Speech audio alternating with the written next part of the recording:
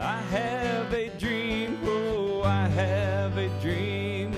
Red, white, and blue, fly free, fly free.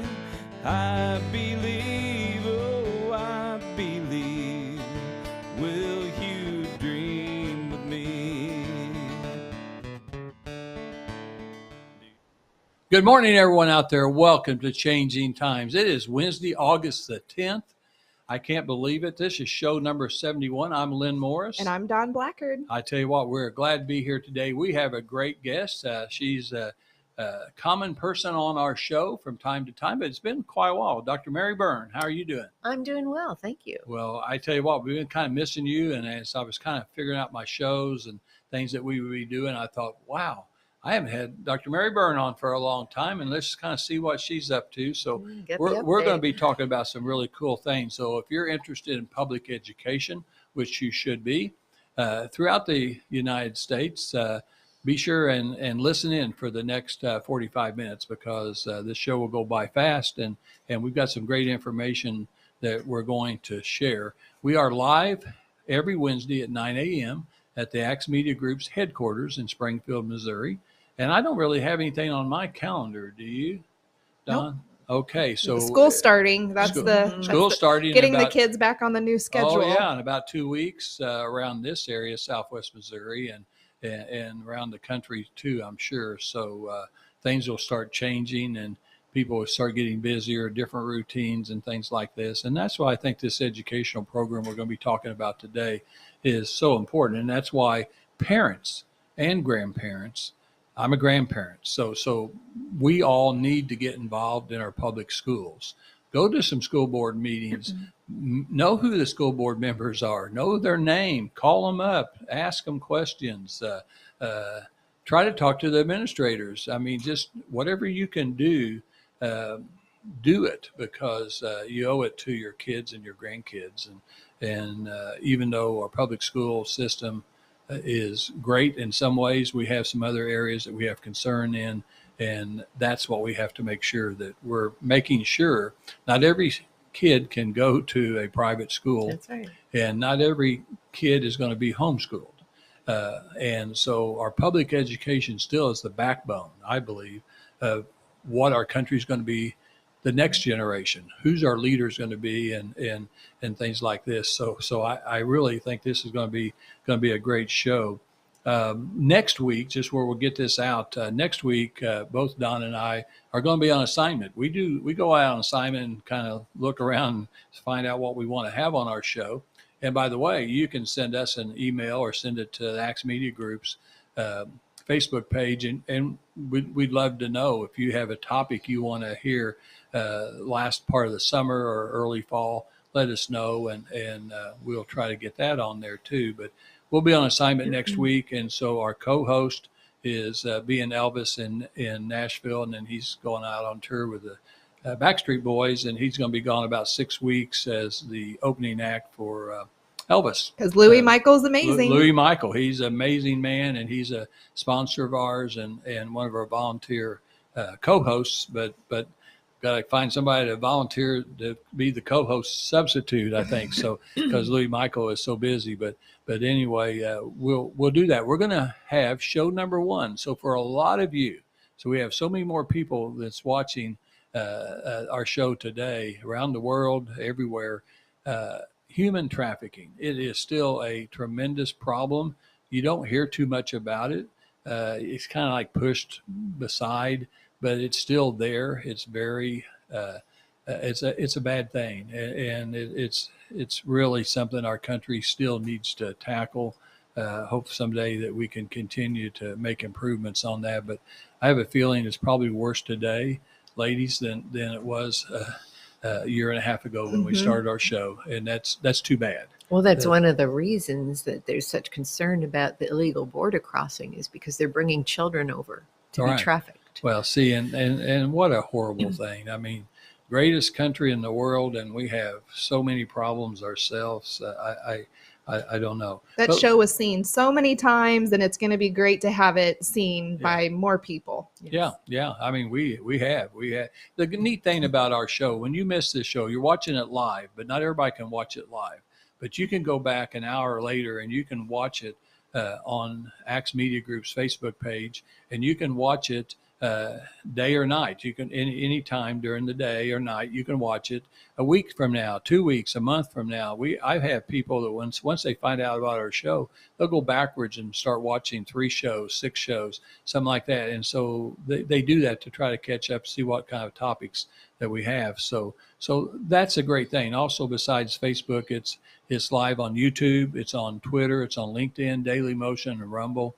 And someday we're going to be on more social media platforms, and be more that I won't know how to get onto. But luckily, there's a lot of smart people out there that know how to do that. And so we'll add more people to our audience. Let's go ahead and talk about social emotional learning.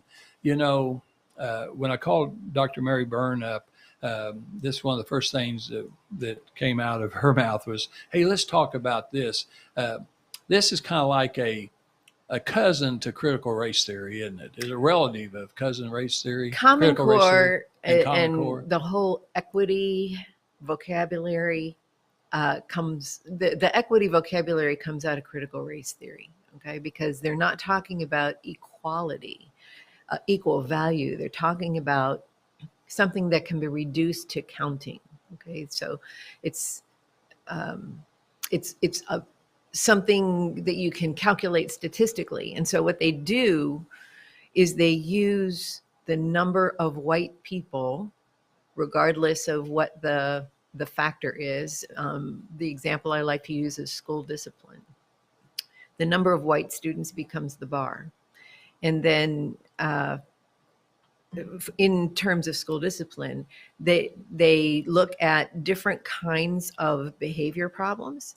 And if you refer children of color for more discipline, a higher number of students of color for discipline than whites for that same behavior problem, then the automatic assumption, because you're working with data analytics, the automatic assumption is that it's due to racism. And so that's my example for critical race theory. Critical does not mean analytical in Marxist language. And critical race theory is rooted in Marxism. Critical in that context means to criticize. It means to undermine by basically not just finding fault, but even making up fault if you have to, because what you want to do is remove public support for whatever you're criticizing. And in critical race theory came from critical legal studies, which was to criticize the Constitution. And that's why you see so much criticism, because that's the goal. It's not to analyze it. It's not to say, well, how does the First Amendment interact with the 14th Amendment to protect your privacy while you're protecting your speech? Okay, that would be to analyze. What they're just doing is criticizing, to say we shouldn't have religion in the public square. Well, that wasn't. So you talk about teaching criticism. That's not going to teach kids to get along, is it? No. I mean, and we're talking about now for the people watching today, we're talking about K1 through K12. Yes. We're talking about public schools. We're talking about kindergarten, first graders, third graders, fifth graders, junior high, and high school. We're talking about those 12 grades in public schools in Missouri and around the United States. This is not something new, right? The world. The world. So the World Economic Forum, the World Bank, UNESCO, they're all on board with this social emotional learning, which is teaching you to criticize the status quo in order, they say, for a new and better world. Well, that's what Marx promised. Well, if you learn how to criticize, so even a married couple like me that's been married 40 years in 2 more days. I mean, so I'm just going to be criticizing my wife all the time. That's exactly. I think she already that's criticizes exactly right. me some. But really, I mean, what are we? That's not very good. There's a difference between helpful commentary, helpful comments to improve the quality of life or the quality of your relationship between you and another person. Okay, but that's meant to be edifying. The kind of criticism that we're talking about, whether it's critical race theory, critical legal studies, there's a whole bunch of critical phrases you can come up with. But the whole point there is not to edify, but to tear down. So, yes, you have to go through a kind of reflection exercise, or you go through honest conversation in a loving manner to edify. That's not what this is.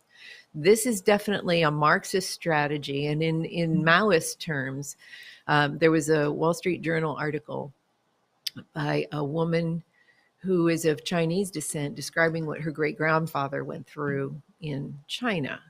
And what the workers who came into his village, his community, did was to separate,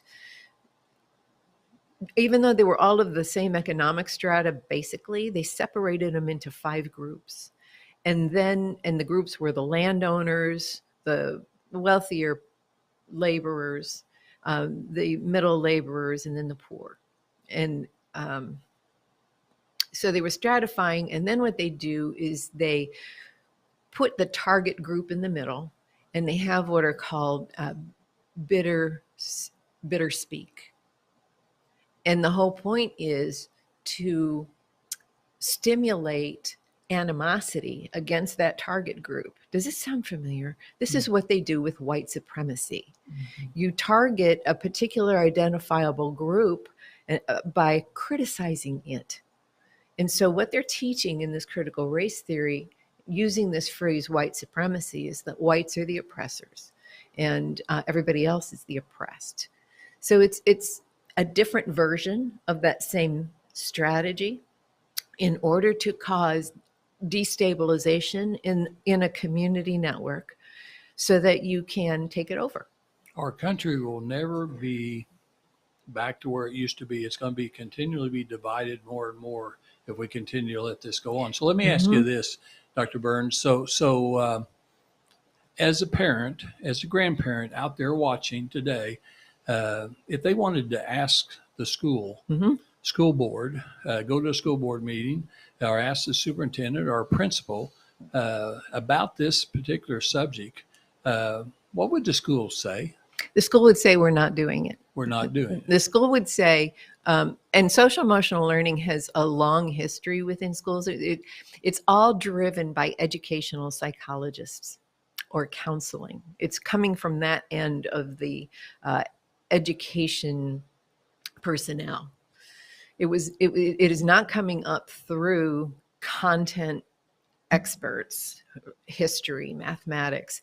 They're actually infusing this Marxist thought into those subject areas. So all your examples now for teaching kids how to think about using math might be reading charts that show discrepancy among racial groups. Okay? So if a parent said, well, show me the subjects that you're teaching my child this semester and the spring semester, okay? And you're saying that it could be simple things, English, maths, history, whatever, but inside those subjects, they're infusing some of these theories. Yes. So it's a lot harder to detect, isn't it? That's right. And particularly on laptops, I think that was the unexpected or unanticipated outcome of students being kept at home, is that parents finally saw what was on the laptops.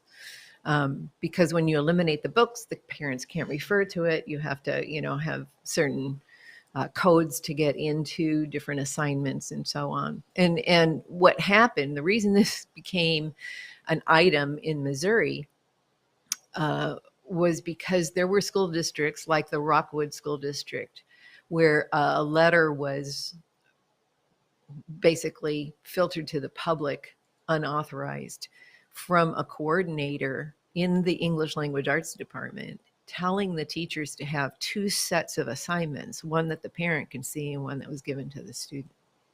They've got proof of that letter? Oh, yeah. Yeah, you can get it off the internet. And what recently happened in I would say late spring, early summer, was a concern from the Webster Grove parents in Missouri approaching Southern Legal Foundation, Southeastern Legal Foundation, which is a nonprofit legal firm in Georgia, requesting that that firm represent them, keeping them anonymous, but to write a letter to A.G. Schmidt requesting that he investigate Panorama and other surveys being administered in the schools under the auspice of being social emotional learning.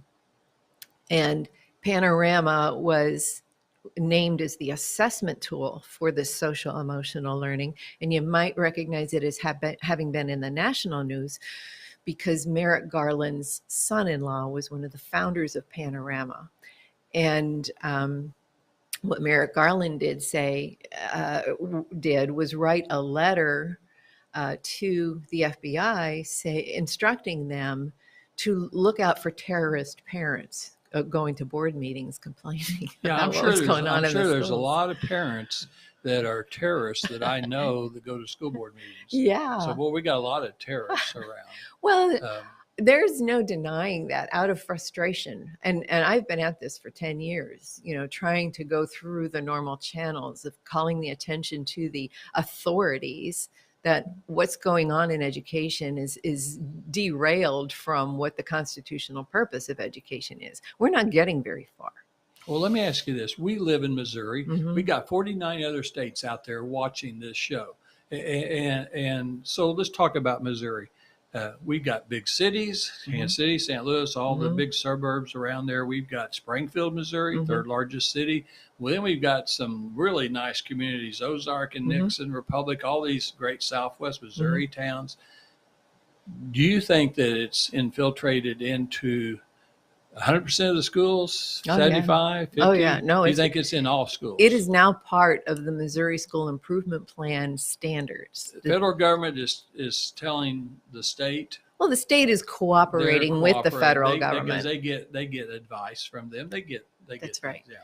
The Every Student Succeeds Act, passed by Congress in 2015, authorizes money for Title I and different title groups. Okay, so when a state wants that money, it has to send a plan to the U.S. Department of Ed saying, we're going to comply with the conditions of this money that is written in your law.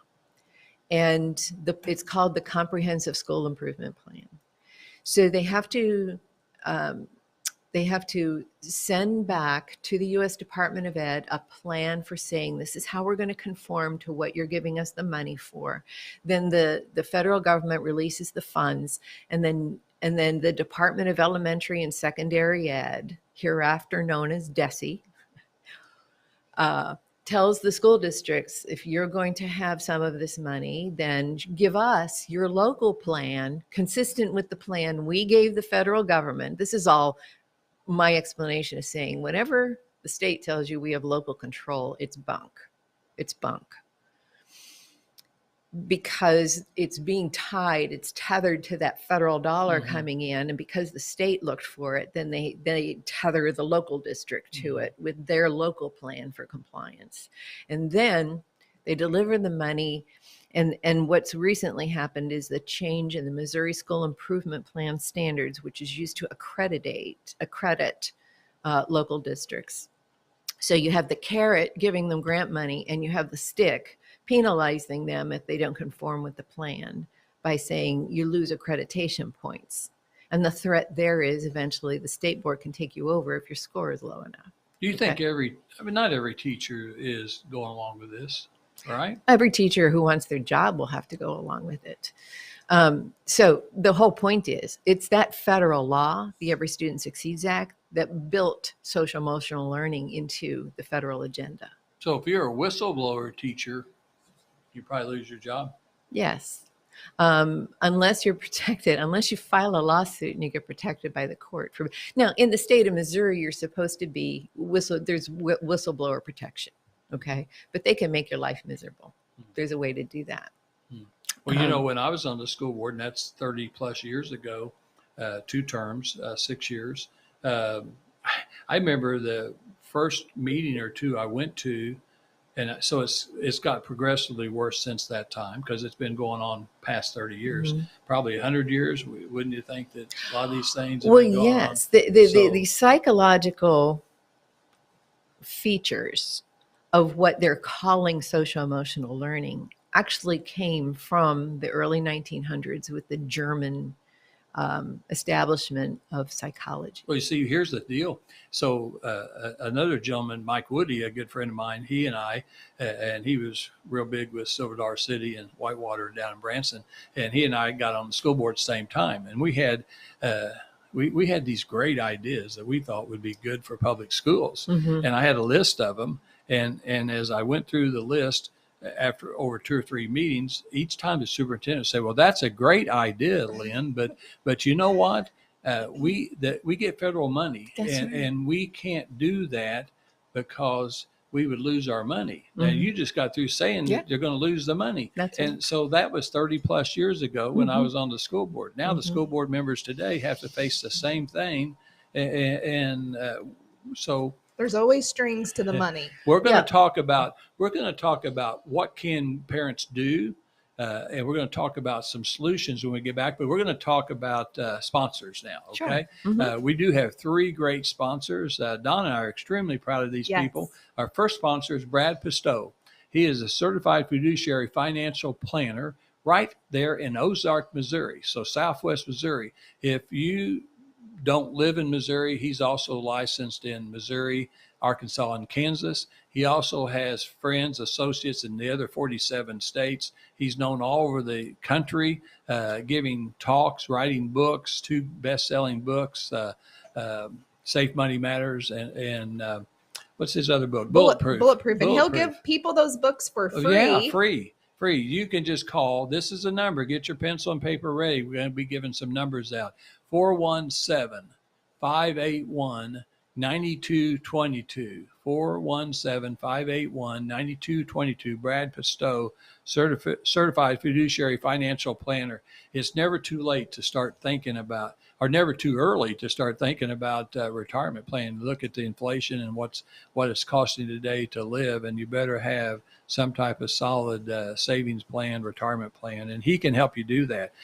During all this time, the stock market going up and down, I've not lost $1, not $1. I do have. What peace of mind. Yeah, and you have family members. Yes, family members, and you didn't even probably know that until No, you I met didn't. Brad. I just said you need to talk about. You need to look at this guy, and they're like, "Don, we already have our money with him." Yeah, so it's an amazing thing. He writes articles for USA Today. That's how I saw him. I was in Florida. Jan and I were in Florida, and we were reading the newspaper that morning, eating breakfast out, and I said, "Boy, that guy's really smart. I wish there was somebody like that guy in the Springfield area." And sure enough, he lives in Ozark, Missouri. And so we highly recommend him. And then also his son, Hunter, also sells securities, and he also is a specialist in Medicare insurance. And so every senior is going to need Medicare insurance, and he also helps people buy stocks and bonds and things like that. So got the whole thing covered.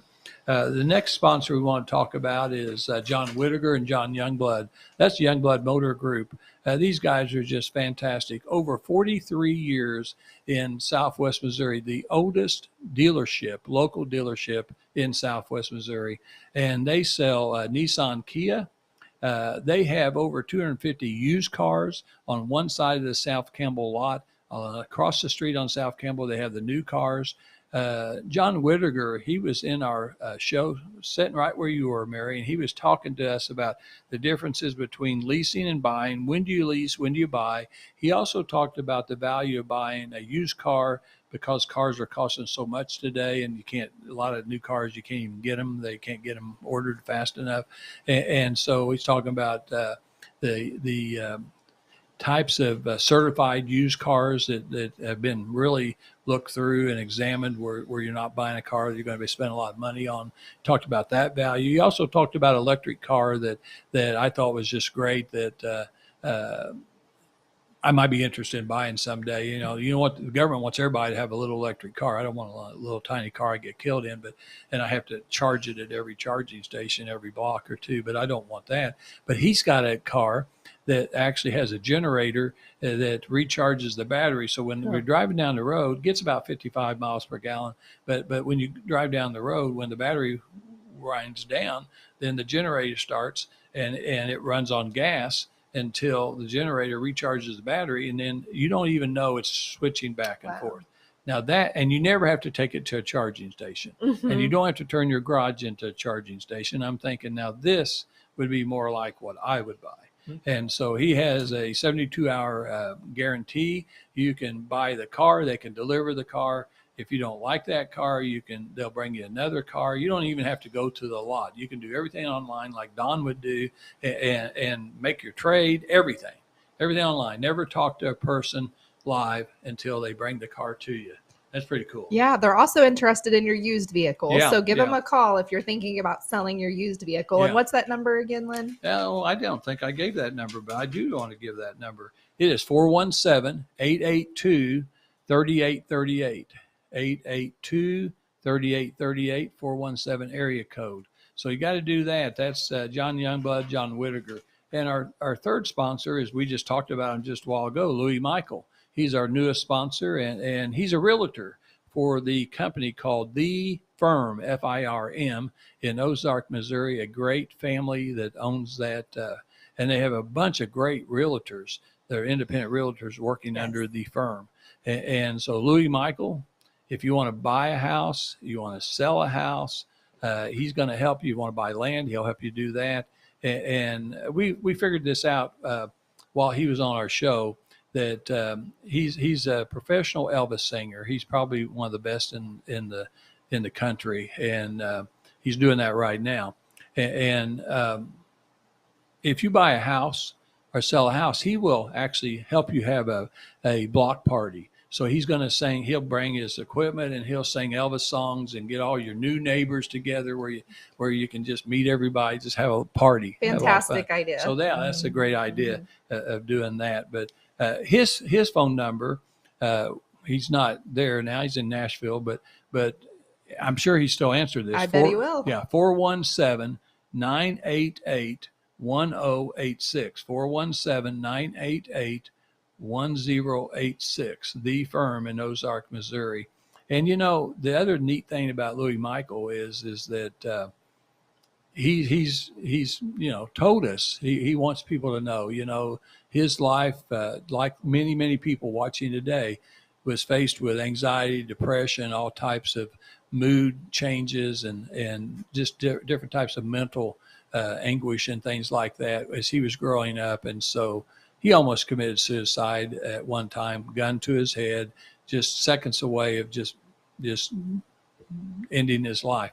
And so he has a nonprofit called Choosing to Live. And it is a great organization. Don and I have given money to that organization. We'll continue to support that because every life is important. God created everybody for something. Some people just don't figure it out as soon as others, but everybody has a purpose, and they have things they can contribute to this world. And so Louis Michael has made a point to go around and make sure that everybody does have a purpose and they don't choose to not live. In our show, Changing Times, we are on a mission to really be bringing awareness to suicide. So we like to have shows on that because it's a constant topic that we need to be bringing to light. And we look forward to having Louis Michael on the show more. Sure. Yeah, we're not going to, and for some people it may be a subject they don't want to talk about. Put your head in the sand. I don't want to talk about that. I don't want to hear about that. But let me tell you, I think that we've got so many people. So, what we need in this country, and we're just listening today to Dr. Mary Byrne. This is very divisive. This is not good for this country. And this country needs hope. More than anything, this country needs hope, and it needs unity. It needs somebody that will come and make a plan to build on our country, the founding fathers, everything, our Constitution. So this group that's actually supporting this doesn't even think our Constitution is relevant, do they? Well, the critical race theory, they're saying it's antiquated. It's no longer relevant. And it's very interesting you bring up the idea of mental health issues, because social emotional learning is being promoted to school boards and the public as if it can be part of a preventative program to reduce attempted suicides. The thing is, that is not in the purview of a classroom teacher. That is for somebody who's licensed to have those conversations with people whose emotions are at a point where they're not managing them well. And that's to me when I analyze this, what I see is that they're once again putting in front to the public a very vulnerable population, saying we can help them when there is a different purpose, which is really psychological profiling. So COVID was another excuse they used, saying children were experiencing anxiety because they were being kept at home. Their routines were being disrupted. We need to bring in the social emotional learning. Again, that's poppycock. They've been trying to bring in social emotional learning since the 1990s. And there's an organization called the Collaborative for Academic Social Emotional Learning that has been going full steam ahead, engaging the U.S. Department of Ed to get this incorporated into American education. But it's really about collecting data of all sorts and compiling that data on each individual student. And where it's, again, sold to the public, this social emotional learning, as if it was going to help you improve your academics or better prepare you for college or career. The first question you need to ask, where's the research showing that this program will result in better work performance? Well, they don't have it, okay? Because they don't have a tie tracking a generation of people from school to work and showing that they're better workers because of this. They don't have the data saying more kids entered college because of this part of the program. It's an ideology. Well, Dr. Byrne, so one of the things I think parents and grandparents want for their children is to really learn to be prepared for a job, be prepared to live in this world. And when you read and hear about things, I hear studies where in particular schools, 75% of the kids can't even read when they graduate. That's right. Can't read. That's right. Okay. And it may be that maybe more black kids than white kids. I don't know, but it's tragic, whatever it is, because if you can't read and they actually graduate you from high school, what kind of job are you going to have? What kind of future are you going to have? And shame on our public education system for not doing better. I don't know about all this stuff, but I do know that they need to know English. They need to know how to write. And one of the things that I think you and I have talked about before, whether it be on a radio show or whatever we've done together, they don't even know how to write their name in cursive. So they don't teach cursive anymore. And remember, I told you about the granddad about my age on a winter day. He wanted to pull out old literature from his family. And back then they used to write everything in cursive. And they were studying the family history of this man and his grandkids all sitting on the floor around him, and they couldn't read it. That's right. They couldn't read it because they had never been taught how to read. So they couldn't read the history. They're either keyboarding in schools or they're printing, but they're not doing cursive. Yeah. Well, when you go to the bank, not every district. Some districts but have put that in there. But anyway, so I want to see higher test scores. I don't like testing, but I want to, if that's what they're doing, I want to see good scores. I want to see things go up. That's how I would evaluate education. Well, you're looking at academic content. Okay. Yeah. Now in social emotional learning, it's about social reconstruction. It's not about the teaching an individual how to think and make decisions for themselves. As a matter of fact, that's the whole point of social learning. Getting onto Marxism in there, what a child psychologist, a Russian child psychologist named Vygotsky, was his writing, his thoughts about child development were brought into this country and promoted by John Dewey. Now, what Vygotsky said was, we need to change our way of instruction so that children always work in groups. They're collaborative. Okay, this is the collaborative work. The idea is that you don't think for yourself. You have to arrive at a consensus as a group. And if there is an individual who is an outlier and saying, no, that's not the right answer, this is the right answer, well, then it's up to the group basically to make that person conform. That's collaborative learning. And the point is, if you know Vygotsky's a Marxist who's adapting Vladimir Lenin's work about adult social learning to children, then you understand that this was for social reconstruction. It wasn't about what's best for teaching children to be free, engaged Americans. Okay, so that's the social part of learning. The emotional part, if you know Karl Marx, is that you divide people into groups.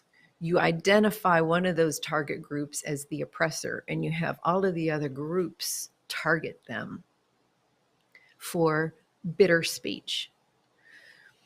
In emotional learning, then, they say that we're trying to cultivate empathy for other people. What they're actually doing is cultivating empathy for the oppressed against the oppressor. Okay, so that you become an activist. They will accept nothing short of activism on behalf of the groups they identify as oppressed to basically conflict with the target group, again, so you can destabilize society. So what social emotional learning, if there's any school board that had bought the program prior to 2020, you were told that this is about empathy, self-awareness, assertiveness, self-care, and communication. What's not to love, right? In 2020, this group, the Collaborative for Academic Social Emotional Learning, changed the definition to transformational SEL, transformational social emotional learning. And their definition now is it's a process through which students and teachers build strong, respectful relationships founded on the appreciation of similarities and differences, learn to critically, that's why I go after that word, to critically examine root causes of inequity. In other words, we're going to attack the social system and develop collaborative solutions to community and social problems. This is social reconstruction. Mm-hmm. And that's what this new definition, that if school boards aren't aware of the programs they bought before 2020, now being transformed into transformational social emotional learning, and assessments like Panorama being aligned to this goal, then you don't know what you're buying. Because what you're buying is the demise of this society. So maybe they ought to add one more sentence to that new definition that says, will lead the United States into socialism. I think that's exactly what they should. But they didn't put that down If there. they were going to be transparent, yes, that's exactly. And it says it's a form of SEL anchored in the notion of justice-oriented citizenship. That would be global citizenship, not American citizenship, and intended to promote equity and excellence among children, young people, and adults. Is this in colleges and universities? Yeah, absolutely. Too? Yeah, absolutely. So I thought. So you know. And actually, it's in preschool. That's what Ibram Kendi wrote a book for. It's called, something baby. It'll come to you. Well, we're down to our last 5 minutes. So let's talk about what can parents do. Right. What's a good solution here? One, just listening. And I always love listening to you because I learn so much. And thank you for being such an advocate for children and education. You have been just Well- that beacon on our show and throughout Missouri. I know that she's a big advocate up at the Capitol Right. and everything that you do. So what can we do to get parents involved? What can they do? One, inform yourselves. There is an excellent series called Sinister SEL. It's posted by a mom, actually, who was working in collaboration with another mom in Utah. And they went to their school board over a social emotional learning curriculum called Second Step, because they did a review of the curriculum and they found exactly what I'm telling you. This is about social reconstruction and making children agents of revolution. And they got the school board, once they exposed it, they got the school board to no longer contract for that program. That program in particular, Second Step, was actually funded by the Bill and Melinda Gates Foundation. The refinement of that curriculum. And so you have to know that if the elites are for it, you should question it. Right. Okay, that's Bill Gates and Second Step. Mark Zuckerberg actually funded the development of panorama education assessments. And so you have the panorama being the number one assessment recommended by that group CASEL, Collaborative for Academic Social Emotional Learning, and their number one program they recommend is Second Step.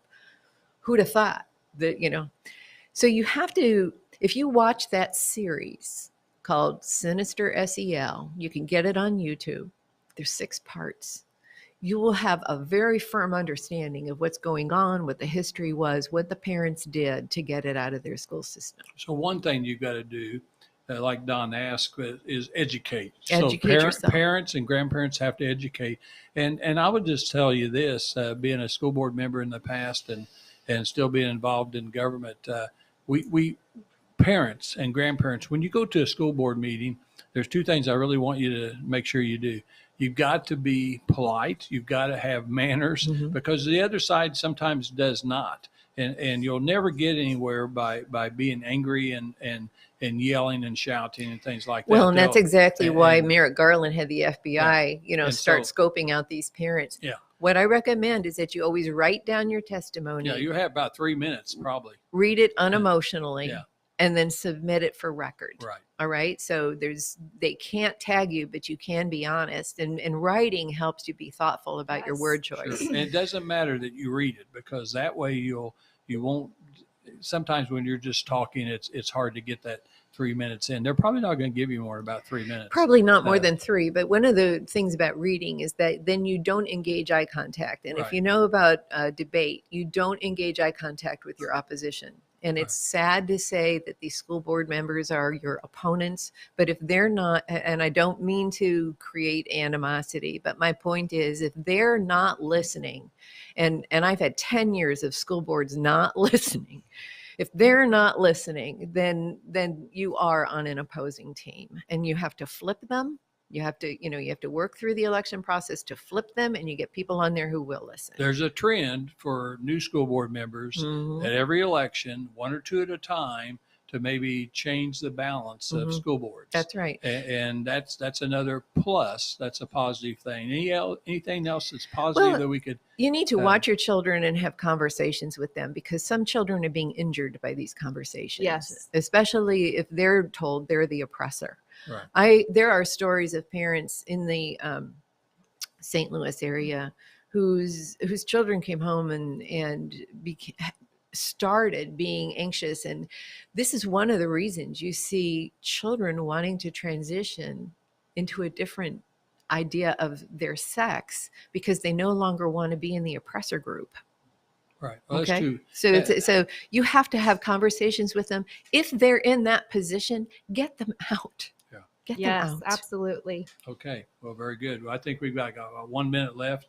Very good information. How do they get a hold of you? Is there any way they can get a hold of you if they need more information? Do you have an email? I do. It's Mary, Mary, .Byrne, BYRNE 53 @att.net. And if you do contact me through that email, put Acts Ministries in the ID box, because I don't answer emails I can't identify. Good information. Well, appreciate you being here today. As always, I tell you what, you're just kind of like an encyclopedia of information. and I'm a unfortunately, geek. sometimes some of the information is just hurtful and sad Yes. that we have to actually discuss it. But you know what? If we don't discuss it, That's right. because we're not going to give up. You're not giving up, are you? No, God hasn't called me to give up. No, so. I'm not giving Amen. up. Don and I aren't giving up either. So we're just trying to bring the truth to you and tell you what's going on. And we're going to be talking about other education. We got OTC coming up. Absolutely. Those are technical college. We like the 2-year colleges. A lot of people need that instead of a 4-year college Amen. degree. That's So we're right. going to be talking about other positive things. Have a great weekend. We'll be back next week with human trafficking. Thank you.